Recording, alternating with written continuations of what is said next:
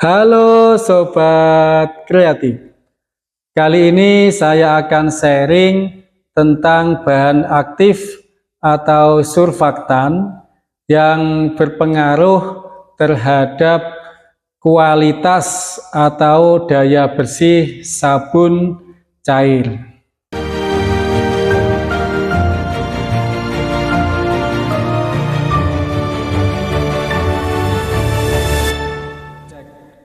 Untuk menghasilkan sabun cair yang berkualitas dan memiliki daya bersih yang tinggi, sebaiknya sebelum membuat kita mengenali dulu bahan-bahan yang berpengaruh terhadap kualitas sabun atau daya bersih sabun itu apa saja, atau yang dikenal dengan surfaktan itu apa saja.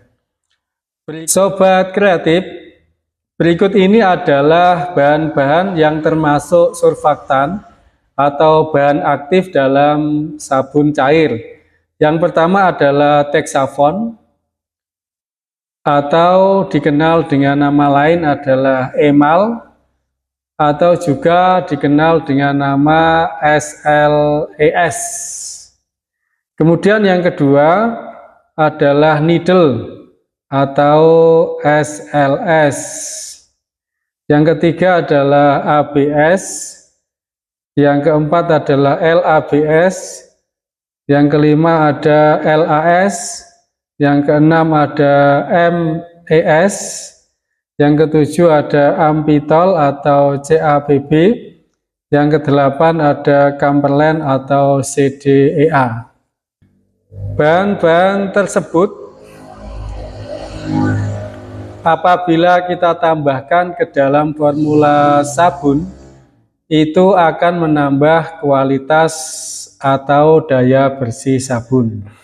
Nah, selanjutnya akan kita bahas satu persatu masing-masing bahan yang termasuk surfaktan yang berpengaruh terhadap daya bersih sabun cair. Nah, seberapa kontribusi bahan-bahan ini terhadap kualitas atau daya bersih sabun ini masing-masing memiliki karakteristik sendiri-sendiri. Nah, sekarang kita akan bahas dulu yang pertama adalah Texafon. Texafon itu adalah nama dagang ya. Texafon itu adalah nama dagang yang dikeluarkan oleh BASF. Sedangkan Texafon memiliki nama lain namanya emal. Ini yang dikeluarkan oleh KAO. Nama asli atau nama kimia dari Texafon atau emal ini adalah SLES atau sodium lauryl ether sulfat, di mana Texafon ini memiliki nilai surfaktan sebanyak 70%. Jadi nilai surfaktan dari Texafon ini sebanyak atau sebesar 70%. Ini yang perlu kita pahami, dan untuk bahan-bahan yang lain itu juga akan memiliki nilai surfaktan yang berbeda-beda. Bahan aktif yang selanjutnya adalah needle atau SLS.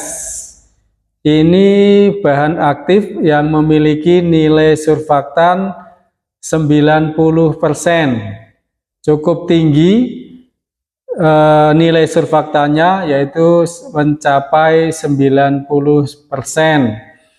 Nah, akan tetapi SLS ini apabila digunakan dalam jumlah yang banyak itu memiliki efek panas, dan ini kelemahan daripada SLS. Oleh karena itu, walaupun SLS ini memiliki daya bersih yang tinggi sekitar 90%, tetapi jangan menggunakan SLS ini secara berlebihan, terutama pada sabun yang bersentuhan dengan tangan. Nah, SLS wujudnya adalah bubuk atau seperti ceres ya, seperti ceres. Warnanya putih seperti ceres. Surfaktan selanjutnya yang akan kita bahas adalah ABS. ABS itu adalah alkil benzena sulfonat yang warnanya coklat tua atau cenderung ke hitam-hitaman. Ini baunya agak menyengat dan memiliki nilai surfaktan sebesar 90%, cukup tinggi. Namun ABS ini sebaiknya tidak digunakan karena ini tidak ramah lingkungan ya. Jadi bahan yang namanya ABS ini tidak ramah lingkungan sehingga sebaiknya tidak digunakan dalam produk cairan pembersih atau sabun cair. Surfaktan selanjutnya yang akan kita bahas adalah LABS. LABS ini sebetulnya juga tidak terlalu baik ya. Ini karena bersifat asam. ABS juga asam, LABS juga asam. Cuma LABS ini lebih bagus sedikit daripada ABS. Warnanya coklat muda, wujudnya cair, dan ini karena asam, maka tidak bisa dipakai secara langsung untuk formula sabun cair, tetapi harus dinetralkan terlebih dahulu dengan menggunakan kaustik soda atau soda api atau NaOH. Ini adalah kelemahan dari LABS ya. Ini memang sifatnya asam sehingga tidak bisa digunakan secara langsung dalam formula sabun. LABS ini memiliki nilai surfaktan sebesar 80%. Sobat kreatif, selanjutnya adalah LAS atau linear alkyl sulfonat. Ini wujudnya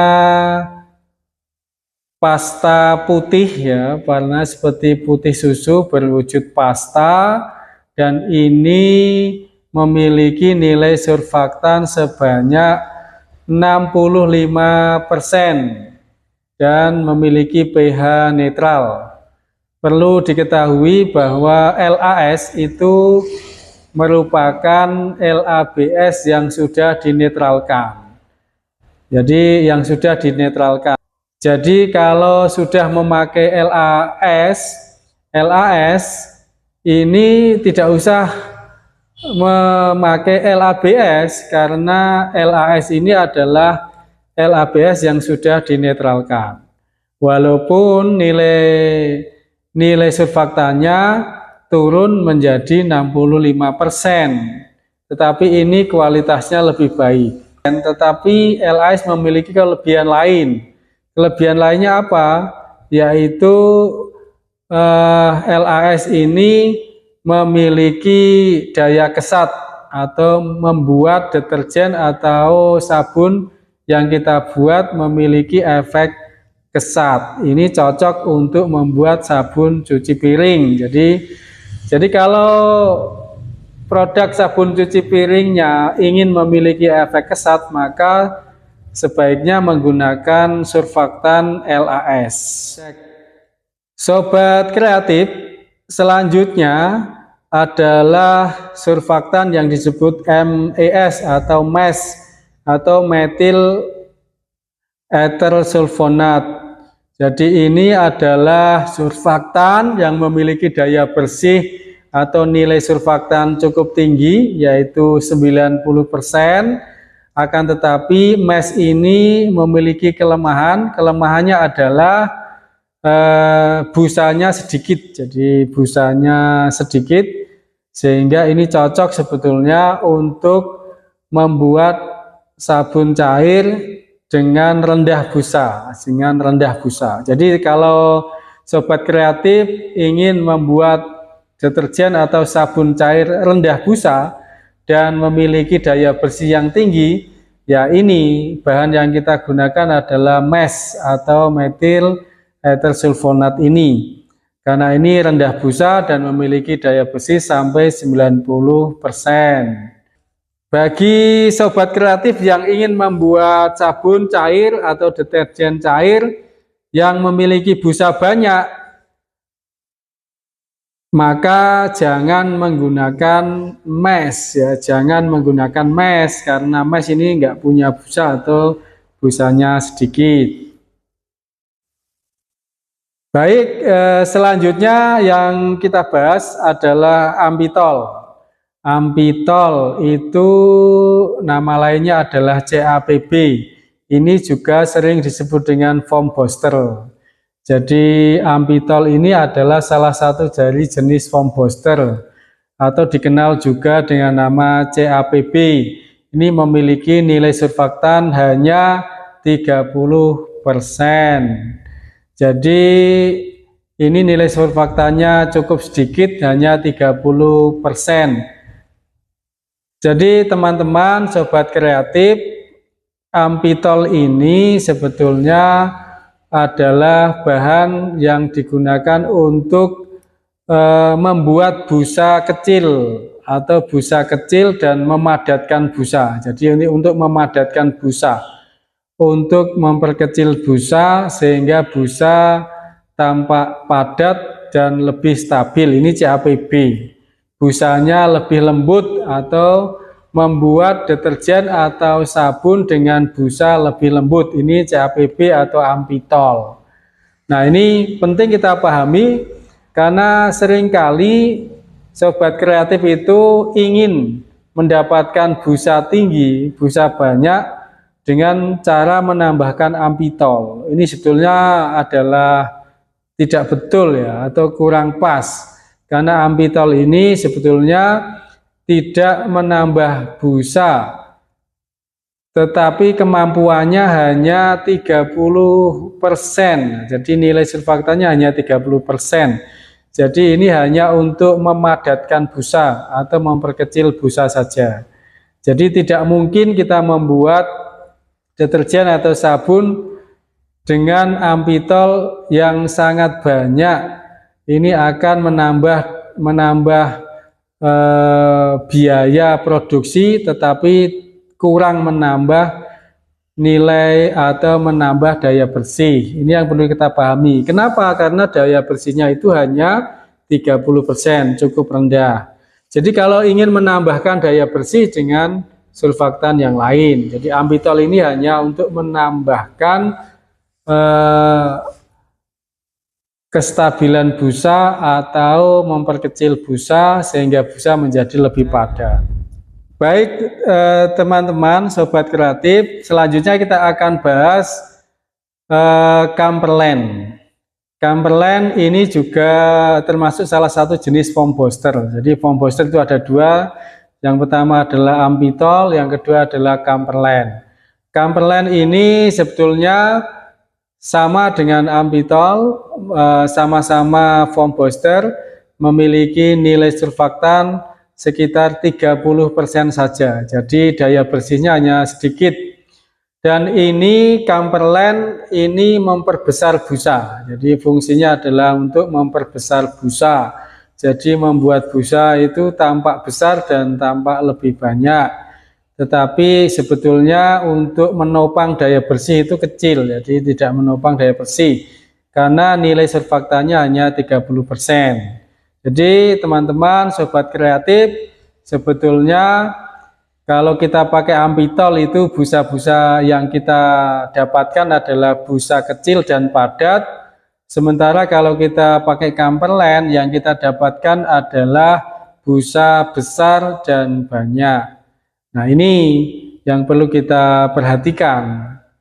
Jangan sampai kemudian kita membuat sabun tetapi mencampurkan keduanya, pakai ambitol dan pakai Camperland dalam waktu yang bersamaan. Jadi menurut saya tidak begitu bermanfaat.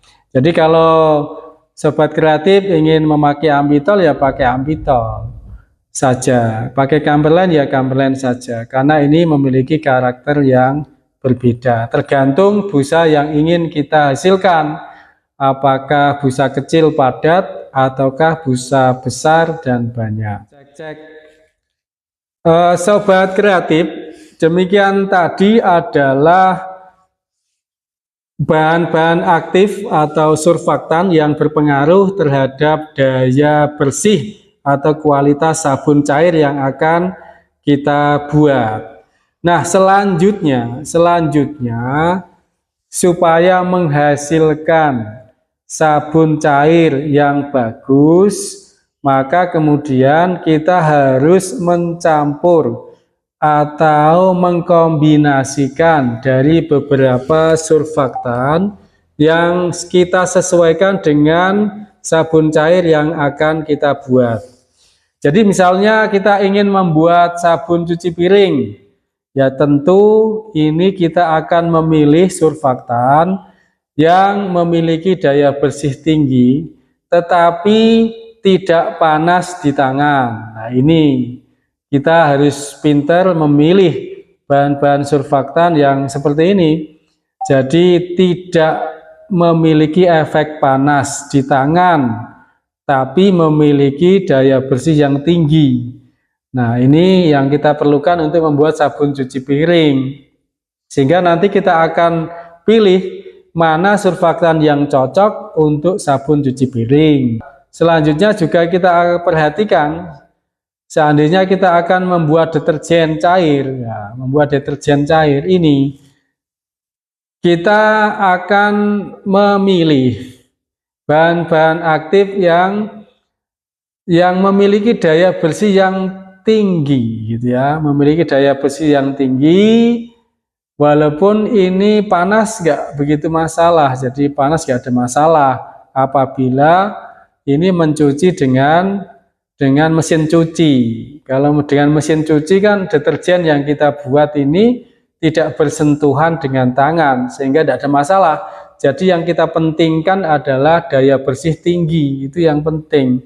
Sehingga noda-noda yang ada di baju atau di pakaian itu bisa lebih cepat hilang, lebih cepat bersih. Walaupun deterjen itu panas, nggak ada masalah.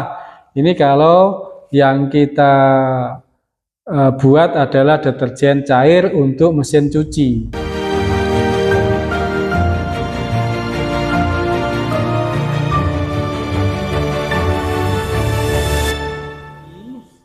Dengan mengetahui bahan-bahan aktif atau surfaktan yang berpengaruh terhadap daya bersih atau kualitas sabun, maka selanjutnya kita akan bisa meracik bahan-bahan tersebut untuk menjadikan sabun cair sesuai dengan peruntukannya, sehingga deterjen cair yang akan kita buat nanti kualitasnya bagus dan biaya produksinya rendah. Salam kreatif, inovatif, dan produktif.